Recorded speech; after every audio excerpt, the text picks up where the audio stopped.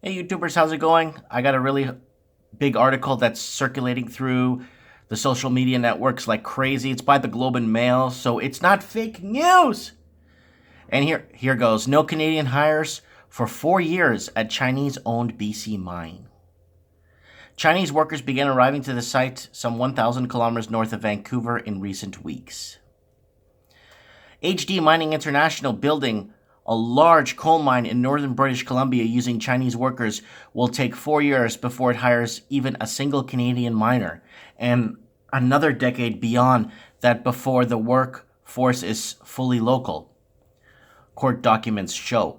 According to the documents made publicly on Wednesday by the BC Federation of Labor, HD Mining plans to use up to 201 workers from China to staff the mine through 30 months of construction and 2 years of ramp up and mining.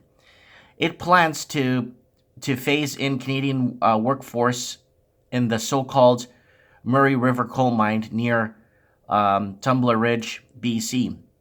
In the subsequent 10 years, at the rate of 10% per year, documents show that Murray River is expected to have a mine for life of 40 years, a mining life of 40 years. I'm sorry, guys.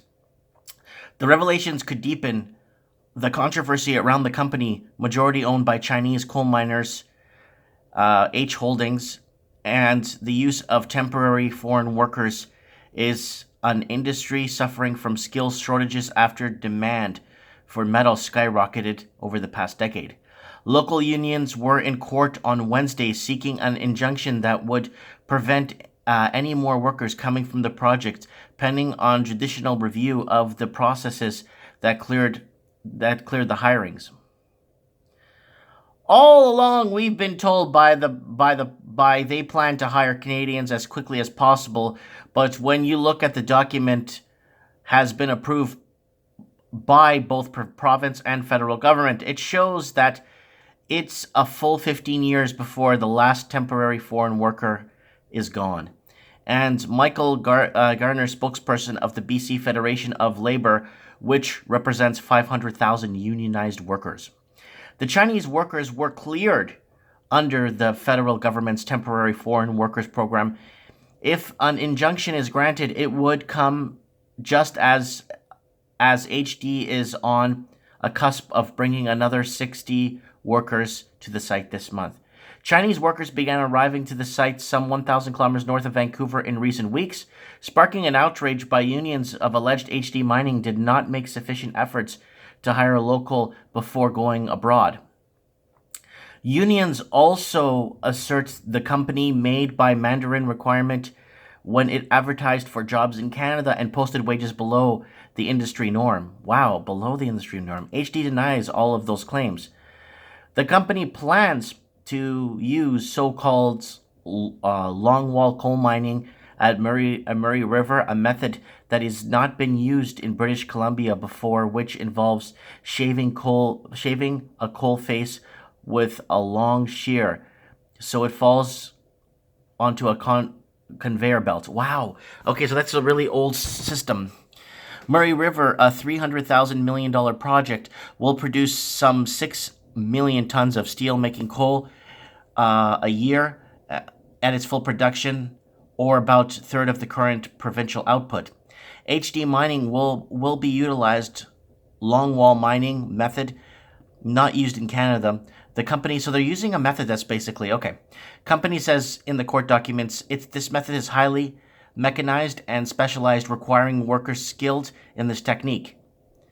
HD, which could not be reached for comment on Wednesday, has said it opted to bring in workers from Hearing Holder after review of 300 applicants in Canada failed to raise qualified candidates.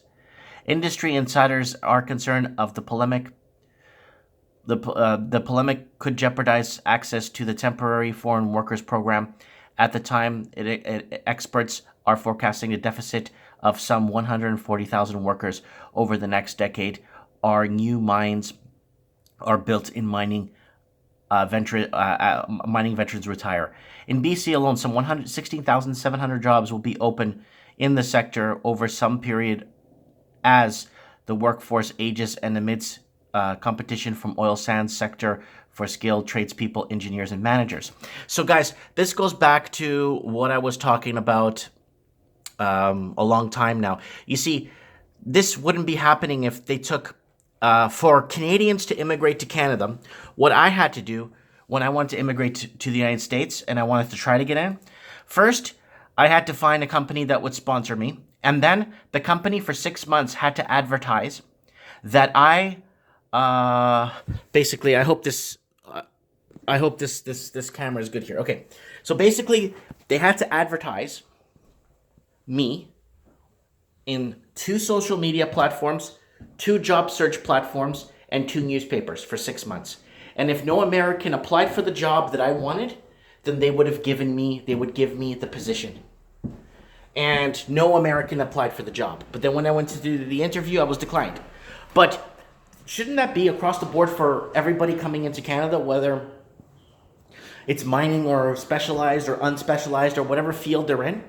Because I'm really concerned about what's been happening. Because this way, the company, HD, whoever they are, they have to publicize, okay, we have these openings available. Let's see which Canadians want these jobs that qualify.